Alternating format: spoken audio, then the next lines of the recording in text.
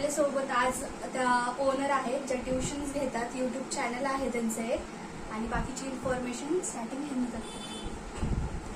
Hello, माझे नाव अश्विनी धर्मेंद्र गायकवाड आणि मी रिसेंटलीच 1-2 वर्षापूर्वी ट्युशन क्लासेस स्टार्ट केलेले आहेत आणि तिकडे मी नर्सरी टू 12th स्टँडर्ड मुलांना शिकवते.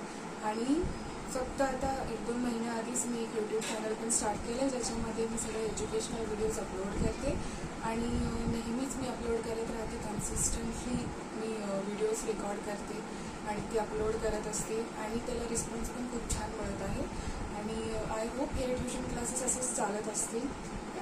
थँक्यू. तर तुमची ही आयडिया कुठून आली? म्हणजे स्टार्टिंग एम.कॉम नंतर खूप सारे जण CA साठी ट्राय करतात किंवा जॉब बघतात. मग तुम्ही कुठून ठरवलं की आपण स्टार्टअप करायचं आपला एक? तिथून आयडिया कशी आली? त्यानंतर तुमची स्टार्टिंग इनिशियल फेज कशी होती? कुठले चॅलेंजेस आले तुम्हाला?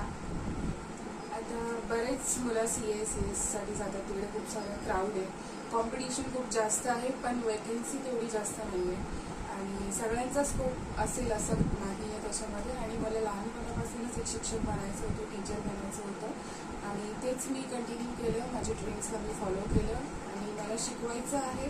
मी स्कूलमध्ये पण ट्राय करत आहे, म्हणजे असे रेग्युलर मी स्कूलमध्ये जात नाही, असे 1-2 महिन्यासाठी मी मध्ये जात असते शिकवण्यासाठी, जसं की संस्कृत, मराठी मी शिकवायला जातच असते. आणि मला खूप आधीपासूनच आवड असल्यामुळे मी कधी विचार केला नाही की मी कुठला जॉब वगैरे करेल, कारण मी M.Com केल्यानंतर जर मी जॉबसाठी जाईल तर खूप साऱ्या गोष्टी असतात. एक तर तिकडे काम चांगलं भेटत नाही स्टार्टिंगला, कॉलिंग वगैरे असेच कामं आहेत सगळे आणि त्याला सॅलरी पण एवढी काही छान भेटत नाही आणि ते वर्क पण खूप सॅटिस्फाईंग नाही आहे. तर त्याच्यामध्येच आपण गेलं पाहिजे जिथे आपली इच्छा आहे. म्हणून मीच ठरवलं की दुसरीकडे काम करण्यापेक्षा, तिकडे मेहनत करण्यापेक्षा मी स्वतःवरती मेहनत करेल, स्वतःच्या ड्रीमवरती मेहनत करेल. म्हणून मी ट्युशन क्लासेस स्टार्ट केले आणि मी आता तिकडे शिकवत आहे आणि सॅटिस्फाईड आहे माझ्या कामासोबत. इनिशियल फेजला जेव्हा ट्युशनसाठी तुम्ही स्टार्टिंग केली, तुम्हाला एक्सपिरियन्स वगैरे काही नव्हता? तुम्हाला कोणी त्याच्यावरनं काही म्हणजे आलं का काही प्रॉब्लेम वगैरे, किंवा झालं स्टार्टिंगपासूनच व्यवस्थित? नाही, ते इनिशियल फेज माझा होता हे मला माहीत होतं.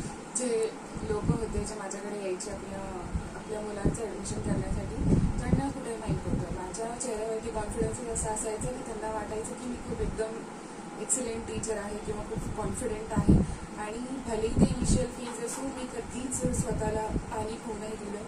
आणि स्टार्टिंगला असं होतं की ॲडमिशनमध्ये प्रॉब्लेम येतो आणि जागेमध्ये प्रॉब्लेम येतो, पण ते सगळे प्रॉब्लेम्स मी हँडल केले आणि ॲडमिशन्स वाढत जात होते.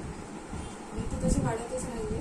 आता नवीन अकॅडमिक इयर स्टार्ट झालं जूनपासून, आता चालू आहे, छान चालू आहे. आणि तुमची सॅलरी म्हणजे सांगू शकता का त्याच्याबद्दल, की म्हणजे जर मी जॉब केला असता तर एवढे असते, पण आता मला मी एवढं काम करते तर मला एवढे भेटते आणि मला प्रॉफिट पुढे अजून दिसते माझ्या स्टार्टअपमध्ये वगैरे, आणि त्याला एक्सपांड करायची पण थोडी आयडिया. जर मी जॉबला गेले असते तर तिकडे स्टार्टिंग कशी 9-10,000 वगैरे असते, पण इथे कसे माझं वर्क असं फ्रीलान्स टाईप आहे, म्हणजे एक फिक्स टाईम नाही आहे आणि त्या टाईमच्या अकॉर्डिंग म्हणजे माझं पे मला भेटत असतं. आणि माझं 50-50 पार्टनरशिपमध्ये आहे. माझे एक पार्टनर पण आहे, त्यांच्यासोबत पार्टनरशिपमध्ये मी हे ट्युशन ओपन केले. ते पण खूप एक्सिलेंट टीचर आहेत आणि आम्ही दोघी आमच्या टाईमच्या बेसिसवरती, आमच्या मेहनतच्या बेसिसवरती आमचा प्रॉफिट वगैरे शेअर करतो. 1-to-1 रेशो आहे आमचा आणि ते क्लिअर तर मी त्याचं एक्सपोज नाही करू शकत. आणि तुमचं यूट्यूब चॅनलला आता कितीपर्यंत व्ह्यूज जातात? एखादी पॉप्युलर शॉर्ट्स वगैरे काही लिहिली का? आता सध्या ते नवीन स्टार्ट केल्यामुळे व्ह्यूज तर आता 3 डिजिटमध्येच आहेत. स्लोली ते वाढत आहेत, असं नाही की ते तिथेच फ्रीज झालेत, तसं नाही. माझा एक व्हिडिओ होता हिंदी व्याकरणवरचा आणि त्याला पहिलाच असा व्हिडिओ होता चॅनलवरचा ज्याला खूप जास्त व्ह्यूज गेले आणि हळूहळू ते व्हिडिओजचा व्ह्यूज वाढत चालला आहे. जसं जसं आपण अपलोड करू कन्सिस्टन्सी वाढत राहते आणि ते व्ह्यूज पण वाढतात, ग्रोथ होते. आणि पुढे अजून ह्याला तुम्ही एक्सपांड करायचं काय विचार केला आहे? हो, यूट्यूब चॅनलमध्ये आम्ही सध्या तरी आता जे टेक्स्टबुकचं नॉलेज आहे, टेक्स्टबुकमधले जे लेसन्स आहेत, पोएम्स आहेत, ते आम्ही एक्सप्लेन करतोय. आणि पण नंतर आम्ही हळूहळू नवीन गोष्टी पण त्याच्यामध्ये आणणार आहे, जसे की काही फॅक्ट असतात, सायंटिफिक फॅक्ट असतात किंवा आपल्या पूर्ण अर्थच्या रिलेटेड काही गोष्टी असतात, काही प्रोडक्ट्सचे रिव्ह्यू करणं, खूप साऱ्या गोष्टी आहेत तशी जे आम्ही अजून ॲड करणार आहोत. हळूहळू नवीन गोष्टी ॲड करत राहिले तर कसं जे पाहणाऱ्याला पण थोडं इंटरेस्टिंग वाटतं. तर तुमच्या क्लासमध्ये कुठल्या फॅसिलिटी अवेलेबल आहे, काय काय इक्विपमेंट यूज करता तुम्ही आणि ते स्टार्टिंगला कसे घेतले आणि आता म्हणजे क्वालिटी वगैरे कसं सांगा. सुरुवातीला तर माझ्या ट्युशन क्लासेस तिथे जवळच होतं, म्हणजे अशी गल्ली बोळ्यामध्ये बिल्डिंगमध्ये आम्ही घेतलं होतं ट्युशन क्लासेस.